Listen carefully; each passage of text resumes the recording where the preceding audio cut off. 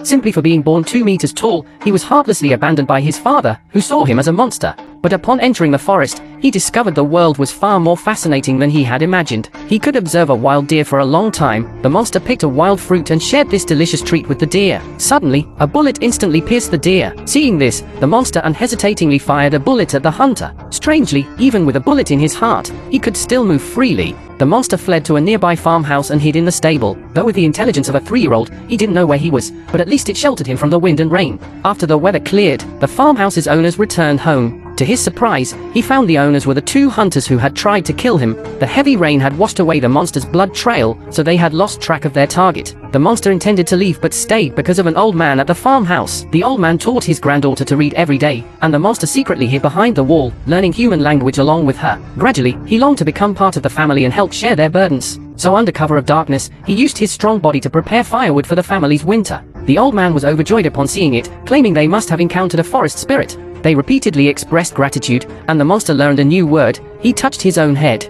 From then on, the monster became the forest spirit in their words, constantly watching over the family. They also left bread and clothes at the door as offerings to the forest spirit. It seemed they would live harmoniously like this forever. But one day, upon entering the house, the monster accidentally encountered the old man who was still awake. Strangely, the old man didn't seem afraid. It turned out that although blind, he had long keenly sensed someone hiding in the stable next door. And the monster radiated a kind aura, so the old man had never exposed him. He touched the monster's face and found it covered in scars, with almost no unblemished skin. Seeing his pitiful state, the old man invited him to stay in the house and keep him company through the lonely winter. The old man taught the monster to read every day, and the monster would read books aloud to him. The monster's knowledge grew rapidly, yet he still couldn't recall what had happened to make him this way. Until one day, he remembered a name, Victor, which seemed to be his father's name. He lived in a laboratory on the mountain. The monster went there to find him, but the outcome was shocking. There, the monster learned his origin. He wasn't human at all, but a product of an experiment. His body was stitched together from dozens of corpses, hence the numerous scars. Learning this, the monster broke down. He truly was a monster. Returning to the farmhouse, he was even more devastated to find it invaded by wild wolves. Rushing inside, he saw the place overrun by wolves and the old man lying on the ground. Using his strong body, he killed one wolf after another, finally driving them all away. But the mauled old man was on the verge of death. Before the monster could speak, he breathed his last. Just then, the old man's family returned and saw the monster standing over him. They fired without hesitation. The monster didn't fight back but walked alone into the snowy wilderness. The 2 hunters pursued relentlessly. When the injured monster could go no farther, they delivered a fatal blow. The monster offered no resistance, for after learning the truth, he wished for death to end it all. But it wasn't to be. The monster roared awake in the snow, his powerful body granting limitless regeneration. No matter how severe the injury, he could revive.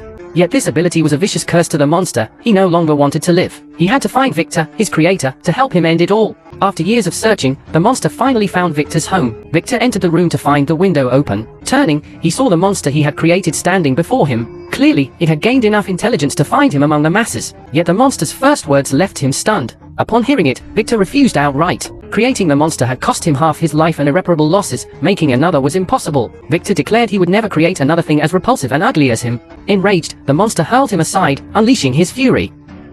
Just then, Elizabeth burst in. Seeing her long-lost love, she covered her face and wept. Seizing the chance, Victor grabbed a pistol and shot at the monster. Unexpectedly, Elizabeth took the bullet for him. A crowd arrived, and Victor quickly accused the monster of killing Elizabeth. Chaos erupted as they swarmed the monster, but they couldn't withstand his immense strength. He single-handedly defeated everyone in the manor. He ended the life of his creator but remained trapped in the curse of immortality. At the story's end, the monster walked onto the calm lake, feeling only endless loneliness and confusion.